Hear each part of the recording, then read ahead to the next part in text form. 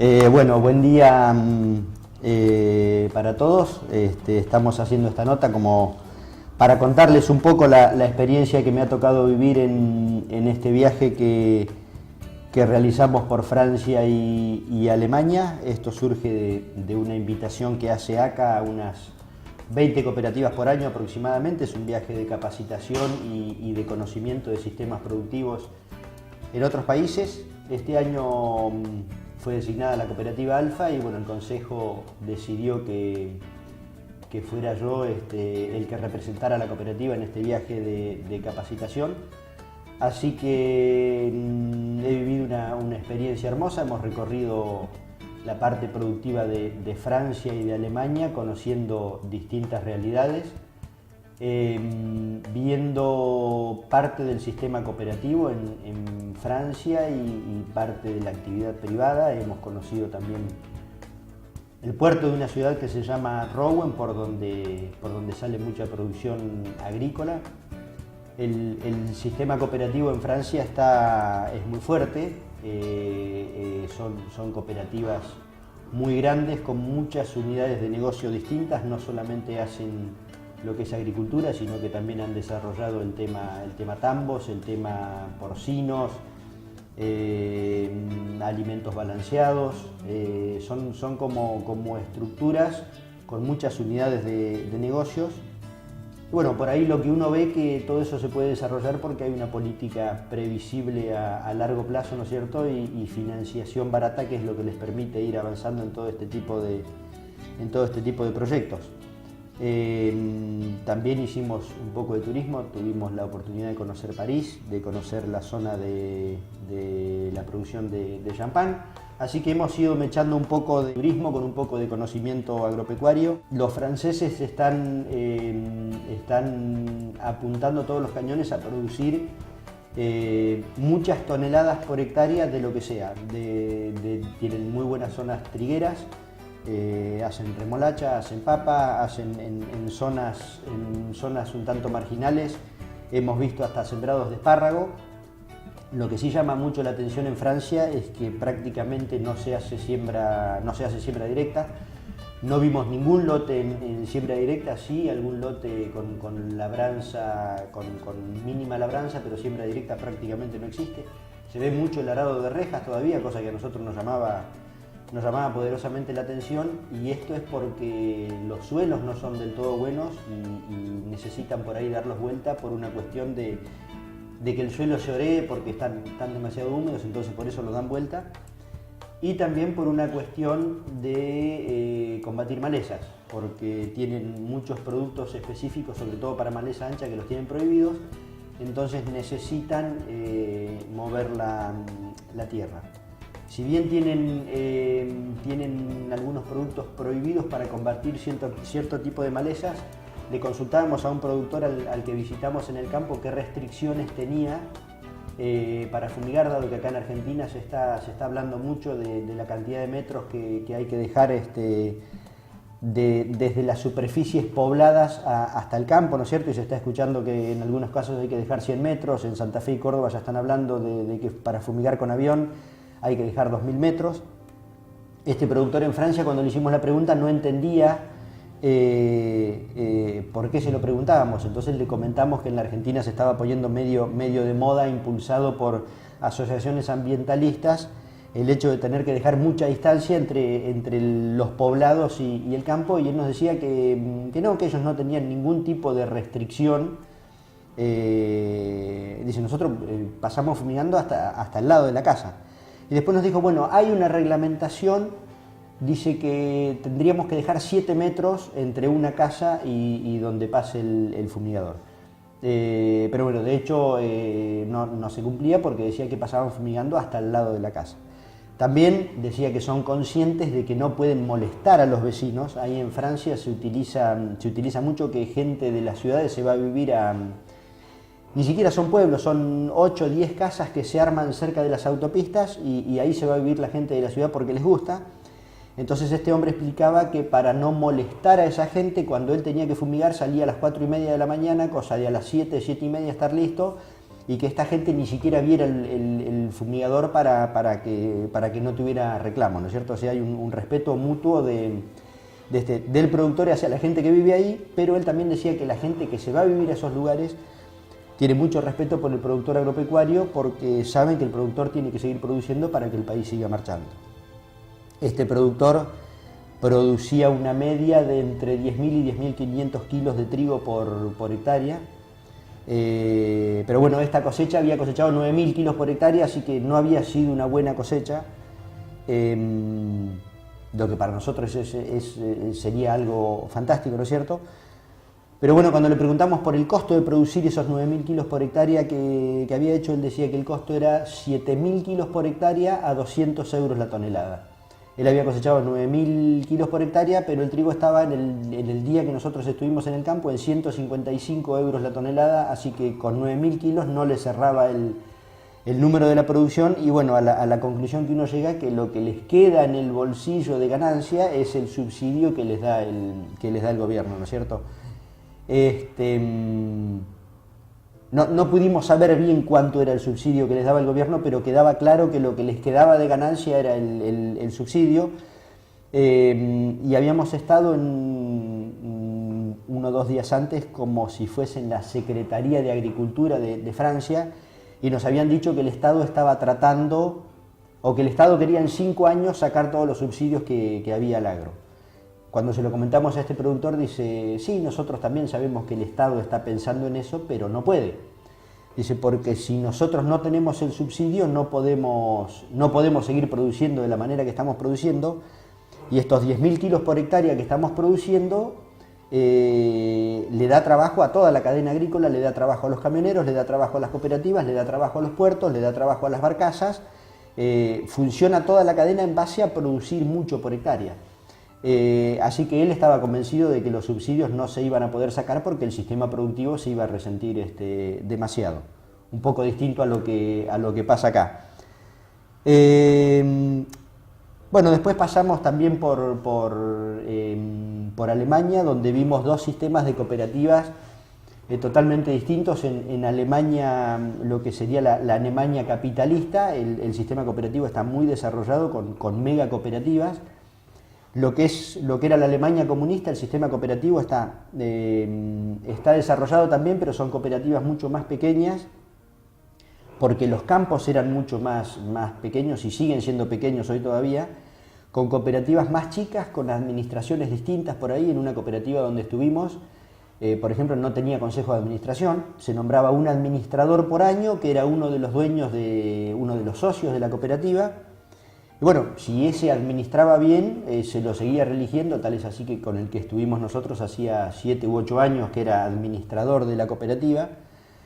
Así que bueno, realidades distintas. En Alemania, en la Alemania capitalista, digamos, las cooperativas son muy fuertes y muy grandes también. Lo que sí se ve en la Alemania capitalista, que la cantidad de productores y la cantidad de cooperativas, eso está sucediendo en Francia también, la cantidad de productores y la cantidad de cooperativas ha caído muchísimo en los últimos 30 o 40 años, pero las cooperativas han ido absorbiendo a las cooperativas chicas que han ido cayendo, o se han fusionado, de 3 o 4 cooperativas han hecho una. Entonces hay hoy un 20% de las cooperativas que había hace 50 años atrás, pero son cooperativas con estructuras muy grandes, con toda la cadena, digamos, de provisión de insumos y hasta incluso de exportación directa. Incluso tuvimos en una cooperativa que tenía 30 sucursales y en las 30 sucursales tenían concesionarias de herramientas, venían cosechadoras, tractores, enfardadoras, máquinas de picar maíz, etcétera. O sea que son cooperativas con un desarrollo importantísimo y con mucho poder de negociación y de lobby para cuando se sientan a conversar con el gobierno, ya sea o regional o provincial. Ellos le llaman familias, está la familia de los paperos, la familia de la remolacha, la familia del trigo y qué sé yo, que todos los años se sientan a discutir sobre todo el tema subsidios. Obviamente que el orden está todo muy prolijo, tanto en Francia como en Alemania, y lo que uno ve por ahí viendo todo ese tipo de cosas es que los estados se encargan de hacer las obras de infraestructura Y los productores y las cooperativas se dedican a producir. Están las autopistas en perfecto estado, los canales por donde circulan las barcazas con la producción en perfecto estado, y bueno, eso es por obra de los estados, digamos. Los estados proveen la infraestructura para que la dinámica de los negocios funcione, digamos. Estuvimos también en el puerto de Hamburgo, en Alemania, que es el segundo puerto más grande de Europa después del de Rotterdam. Lo llamativo que tanto en el puerto de Rouen, que lo recorrimos en Francia, como en el puerto de Hamburgo en Alemania, el agua es prácticamente potable. Hay una actividad portuaria impresionante, cantidades de barcos, cantidades de remolcadores, y el agua es prácticamente potable, lo que hace que de un lado del río esté toda la actividad portuaria y del otro lado del río haya casas y barrios de gente adinerada que quiere vivir en la costa y quiere tener su playita. Por ahí tiene algo de contaminación visual por el tema de estar viendo barcos y movimiento todo el día, pero los lugares son realmente hermosos y hay mucha conciencia de cuidar el río. El puerto de Hamburgo es una cosa fenomenal, digamos. Estuvimos al lado de un barco porque lo navegamos al puerto con un barquito que nos llevaba con un guía y nos iban contando la actividad del puerto. Estuvimos al lado de un barco que tenía 11.500 contenedores arriba y lo descargaban en 36 horas. Lo que hace que la fluidez de carga y descarga sea muchísima, y eso permite que el puerto mueva cerca de 2 millones de contenedores por año, con todo lo que significa de movimiento de barcos y de camiones que vienen a buscar esos contenedores. Lo que llamaba la atención era que andaban unos aparatitos como si fueran unos tractores altos, digamos, como de 5 o 6 metros de altura, que pasaban por arriba del contenedor, calzaban el contenedor como si fueran la panza de esos tractores, digamos, y andaban repartiendo los containers por todo el puerto. Y en un momento le preguntamos al guía a ver quién los manejaba, porque no veíamos una cabina o un operario arriba del aparatito ese. Y bueno, esa parte del puerto está robotizada. Así que esos robots andan las 24 horas, decía el guía, no tienen frío, no tienen calor, no les molesta la lluvia, no necesitan parar a descansar. Esa parte del puerto tenía unos 300 operarios en las oficinas, que eran las que manejaban todos esos robots y esos sistemas. Y bueno, por eso un barco de 11.500 contenedores se podía descargar en 36 horas, nos dijeron, porque esos aparatitos no se cansan y andan todo el día. Así que bueno, en cuanto a lo tecnológico y en cuanto a lo organizativo, vimos cosas de las que nosotros estamos lejos.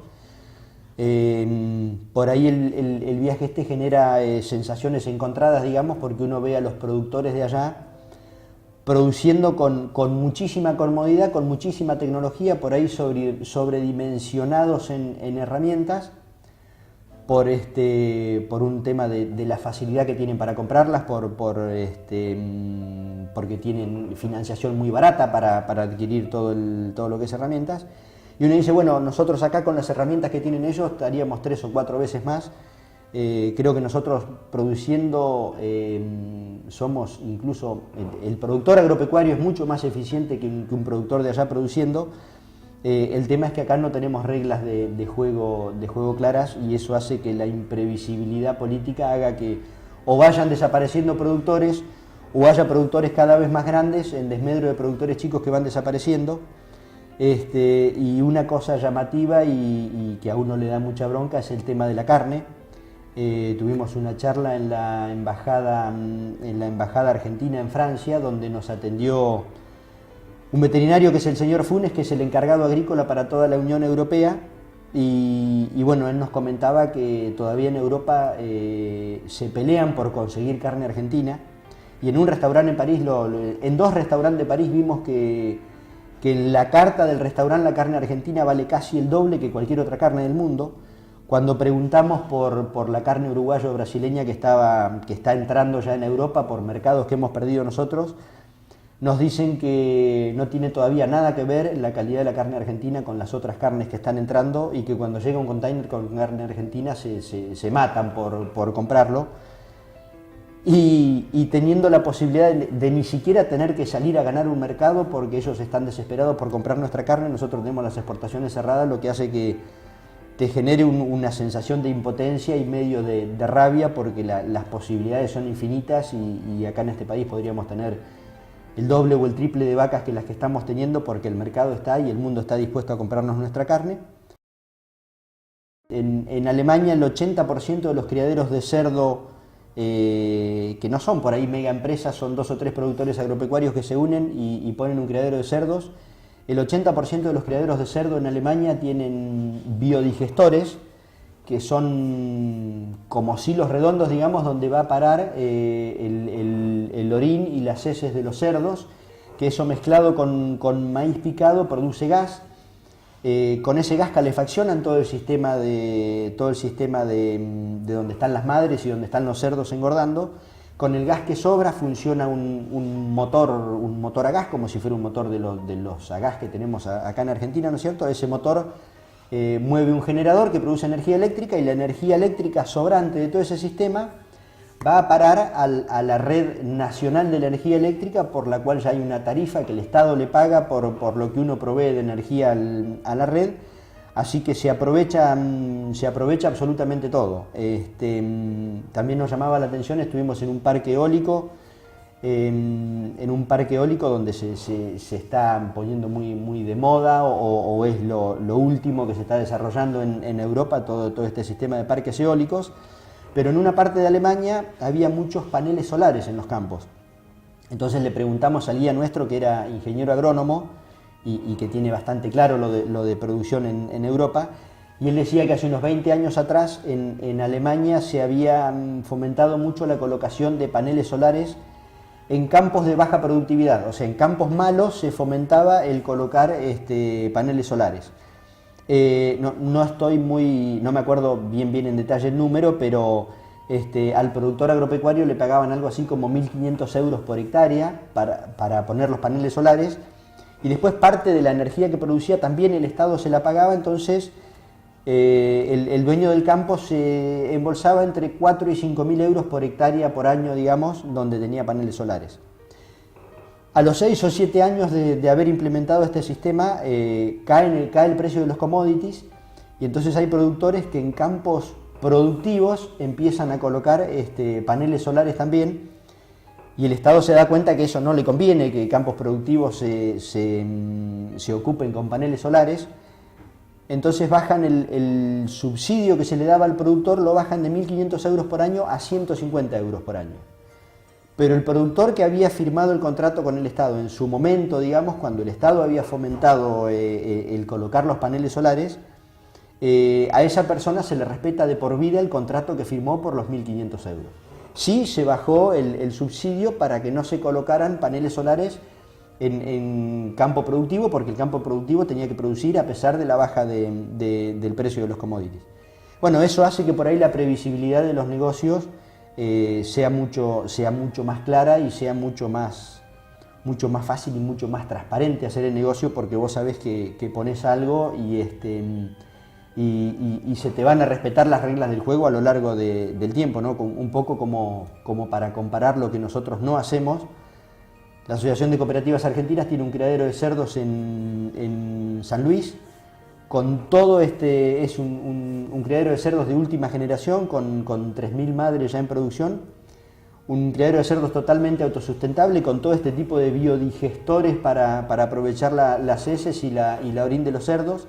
Se siembran 400 hectáreas de maíz para picarlo, para para mezclar en los biodigestores para producir energía eléctrica. El Estado hace 2 años que no ha firmado el convenio y la tarifa que le va a pagar al sistema productivo por la energía eléctrica que se incorporaría a la red. Así que está funcionando todo a 1/3, porque están funcionando los biodigestores solamente para producir la energía eléctrica y la calefacción del sistema, digamos. Pero bueno, hay 2/3 de energía que se podrían incorporar a la red, que el Estado no firma la tarifa, y bueno, por un lado nos falta energía eléctrica y tenemos cortes de energía todos los años, y ahí tenemos energía prácticamente regalada que no estamos aprovechando, así que un poco de diferencia tenemos. Pero bueno, haciendo un balance de lo visto y de lo que uno ve acá, creo que el potencial que tenemos como país es gigantesco. Sin que nos manejen, o nos administren el país perfectamente, creo que tenemos un potencial a futuro maravilloso. Necesitamos que algún gobierno nos gobierne moderadamente bien. No precisamos por ahí la perfección europea o la perfección japonesa, pero con un gobierno que nos gobierne moderadamente bien, el potencial productivo del país es magnífico.